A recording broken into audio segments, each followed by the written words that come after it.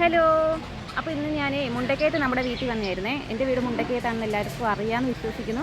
അപ്പോൾ മുണ്ടക്കയത്തെ വീട്ടിൽ ക്രിസ്മസ് ഒക്കെ ആയിക്കൊണ്ട് ഞങ്ങൾ വന്നായിരുന്നേ. അപ്പോൾ ഇനിയിപ്പം തിരിച്ച് പിള്ളേർക്ക് അവധിയൊക്കെ ആയതുകൊണ്ട് 2 ദിവസമൊക്കെ കഴിഞ്ഞിട്ടേ പോകത്തുള്ളൂ. അപ്പോൾ ഇവിടെ വന്നു കഴിഞ്ഞപ്പോഴത്തേക്ക് കുറേ കോഴികളുണ്ട്. നമുക്ക് ഗ്രാമസഭയുടെ കോഴിയാണേ. ഞാൻ എൻ്റെ വീട്ടിൽ നിന്ന് കൊണ്ടുവന്ന് കൊടുത്തായിരുന്നു. അമ്മയ്ക്കൊരു 35 കോഴീനെയും കൊണ്ടുവന്ന് കൊടുത്തായിരുന്നേ. അമ്മയ്ക്ക് കൂടുതൽ ഈ കരിങ്കോഴിയായിരുന്നു. അപ്പോൾ കരിങ്കോഴി ഇങ്ങനെ അധികം മുട്ട അങ്ങനെ ഇട്ട് കിട്ടാറില്ല. പിന്നെ അടയൊക്കെ ഇരിക്കും. അതുകൊണ്ട് അമ്മ എന്നോട് പറഞ്ഞ് കുറച്ച് കോഴീനെ കൊണ്ടുവന്ന് കൊടുക്കാൻ പറഞ്ഞിട്ട് ഞാൻ ഒരു 35 കോഴീനെ കൊണ്ടുവന്ന് കൊടുത്തായിരുന്നു. അപ്പോൾ ഇന്ന് നമുക്ക് കുറച്ച് മുട്ട പിറക്കാവേ. അച്ചാച്ചിയായിരുന്നു കേട്ടോ കൂടുതലും ഇവരെ തീറ്റ കൊടുക്കുകയും മുട്ടയൊക്കെ പിറക്കിക്കൊണ്ടിരുന്നത്. അപ്പോൾ അച്ചാച്ചിക്ക് ഇന്നിപ്പോൾ ഒരു കല്യാണമൊക്കെ ഉണ്ട്. അപ്പോൾ അതിന് പോയേക്കും. അപ്പം ഞാൻ പറഞ്ഞാൽ ഞാൻ കൊണ്ടുപോയി കൊടുത്ത് മുട്ടയൊക്കെ പിറക്കാം, ഒരു വീഡിയോ ഒക്കെ എടുക്കാമല്ലോ. അപ്പോൾ എല്ലാവരും എന്നോട് ഇങ്ങനെ ചോദിക്കുന്നുണ്ടല്ലോ മുട്ട പിറക്കുന്ന വീഡിയോ ഒക്കെ ഇടാവുമെന്ന്. അപ്പോൾ എൻ്റെ കോഴികളൊക്കെ ചത്തുപോയ കാര്യം ഞാൻ പറഞ്ഞായിരുന്നേ. അപ്പോൾ ആ കൂട്ടത്തിൽ തന്നെ ഉണ്ടായിരുന്ന കോഴികളായിരുന്നു ഇത്. അപ്പോൾ ഇപ്പോൾ ഇത്രയും കണ്ടതിന് എൻ്റെ കോഴികളെല്ലാം ഉണ്ടായിരുന്നെങ്കിൽ അപ്പോൾ അതെല്ലാം പെട്ടെന്ന് എന്തോ ഒരു പനി പോലെ വന്നതാണ് എന്തോ സംഭവിച്ച് അങ്ങനെ ചത്തുപോയായിരുന്നു. അപ്പോൾ ഇവർക്ക് എന്താ കൊത്തുണ്ടാക്കുന്നതാണെന്ന് നോക്കി ദേഹത്തൊന്നും തൂവലില്ലേ. അപ്പോൾ അമ്മ എൻ്റെ അടുത്ത് കോഴിയും ചോദിച്ചപ്പോൾ എനിക്ക് കൂടുതലും ആൾക്കാരെൻ്റെ അടുത്തൊന്നും ഈ പൂവൻ കോഴികളെ ആയിരുന്നു വാങ്ങിക്കൊണ്ട് പോയിക്കൊണ്ടിരുന്നത്. അപ്പോൾ പൂവൻ കോഴി ഇല്ലായിരുന്നു, മൊത്തം പെടയായിരുന്നു. അപ്പോൾ ഒരു പൂവനേ ഉണ്ടായിരുന്നുള്ളൂ. അപ്പോൾ അതിനെ ഞാൻ ഇതിൻ്റെ കൂട്ടത്തിൽ കൊണ്ടുവന്ന് കൊടുത്തായിരുന്നേ. അപ്പോൾ ഇതിനകത്ത് ഒരു പൂവനേ ഉള്ളൂ, ഗ്രാമശ്രീയുടെ. പിന്നെ അമ്മ ഒരു നാടൻ കോഴിയുടെ പൂവനെയും കൂടി ഇതിനകത്ത് കയറ്റി വിട്ടിട്ടുണ്ട്. അപ്പോൾ ഇതാണ് കേട്ടോ മുട്ട ഇടുന്ന ട്രേ. ഇതിനകത്ത് അവർ എല്ലാവരും കയറി മുട്ടയൊക്കെ ഇട്ടുകൊണ്ടിരുന്നത്.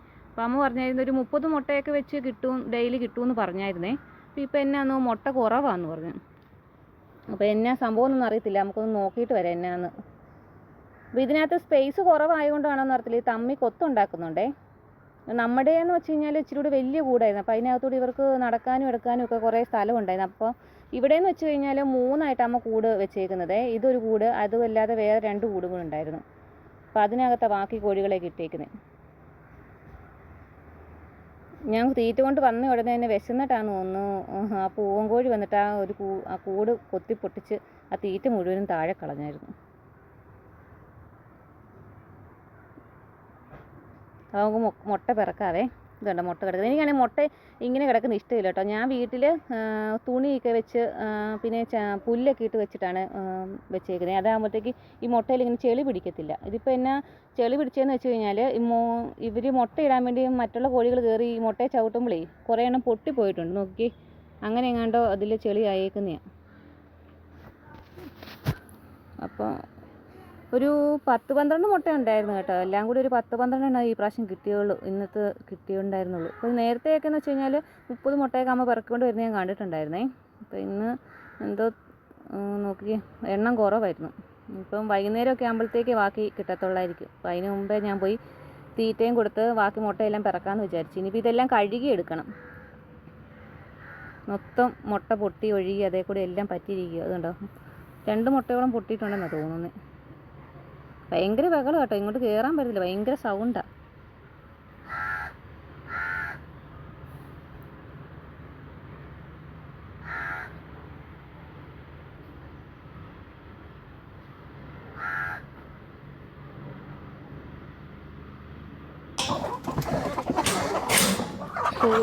കൂട്ടിയിട്ട് അച്ചാച്ചി താക്കോലും കൊണ്ട് പോയിട്ട് മറന്നുപോയി എവിടെ വെച്ചേക്കുന്നത്. ഞങ്ങൾ വിളിച്ച് വെച്ചിട്ട് അച്ചാച്ചിക്ക് പറയത്തില്ല എവിടെ വെച്ചേക്കുന്നത്. പിന്നെ ഞങ്ങളത് കുത്തി പൊളിച്ചെടുത്ത് കൂട്ടിയിട്ടില്ലെങ്കിലേ എന്തെങ്കിലുമൊക്കെ പിടിച്ചാലോ എന്ന് പേടിച്ച് ഞങ്ങളൊന്ന് കൂട്ടിയിട്ടേക്കുന്നതാണ് കൂടെ. പിന്നെ വല ഇട്ടിട്ടുണ്ട് വലിയ പാമ്പോ അങ്ങനെയൊക്കെ കയറാതിരിക്കാൻ വേണ്ടി. ഇതിപ്പം നമുക്ക് പഞ്ചായത്തിൽ നിന്ന് കിട്ടിയ കോഴി കൂട്ടി കിടക്കുന്നുണ്ട്. ഇതൊരു പഴയ പട്ടിക്കൂടായിരുന്നു. അതിൽ നമ്മുടെ വല വെൽഡ് ചെയ്ത് പിടിപ്പിച്ചിട്ട് നെറ്റിയിട്ടേക്കുന്നത്. 3ആയിട്ടാണ് കൂട് വെച്ചേക്കുന്നത്. ഒരു കൂടിനകത്ത് ഫുള്ളും പൂവൻ കോഴികളാണ് കിടക്കുന്നത്.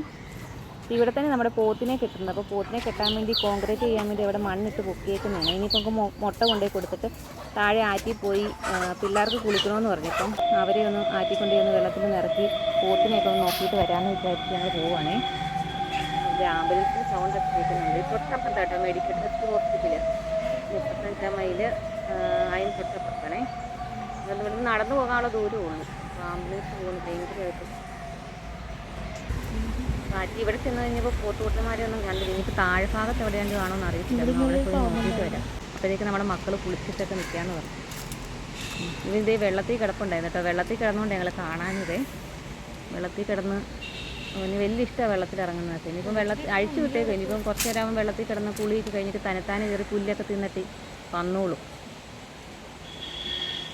പിന്നെ ഇതേണ്ടേ നമ്മൾ ചെന്നപ്പോഴത്തേക്ക് നമ്മുടെ ചേട്ടന്മാരവിടെ അടുത്ത കൂട്ടുകാരനും വന്നിട്ടുണ്ട്, ഒരാളെ തൊട്ടപ്പുറത്ത് വീട്ടില്ല.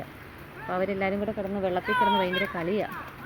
നമ്മുടെ സ്ഥിരം കളിയായിട്ടുള്ള കല്ലിട്ടാങ്കുഴി കേട്ടോ. ഞങ്ങളൊക്കെ ഇതായിരുന്നു ഈ വെള്ളത്തിൽ, ഇവിടെ ആയിരുന്നു അലക്കും കുളിയും. 4 മണി വിട്ട് സ്കൂൾ വിട്ട് വന്നു കഴിഞ്ഞാൽ പിന്നെ ഇതാ പരിപാടി, കല്ലിട്ടാങ്കുഴി കളിയായിരുന്നു. അപ്പോൾ അവരും അത് ഏറ്റെടുത്തിട്ടുണ്ട്. ഇവർക്ക് അറിയത്തില്ലായിരുന്നു കേട്ടോ, ഇപ്പോൾ ഇവരും പഠിപ്പിച്ചു കൊടുത്തിയാന്ന് തോന്നുന്നേ. അപ്പം ഇതൊക്കെയാണ് കേട്ടോ നമ്മുടെ മുണ്ടക്കയത്തെ വിശേഷങ്ങൾ. അപ്പോൾ ഞാനും വന്നാൽ കാലും കഴിക്കുന്ന കഴുകിയിട്ട് കയറി പോകാമെന്ന് വിചാരിച്ച് കോഴിക്കൂട്ടിലൊക്കെ കയറിയിട്ടുണ്ട്. അപ്പോൾ എല്ലാവർക്കും വീഡിയോ ഇഷ്ടപ്പെട്ടാൽ ലൈക്ക് ചെയ്യാനും കമൻറ്റ് ചെയ്യാനും മറക്കരുതേ. Okay, Tata, bye bye.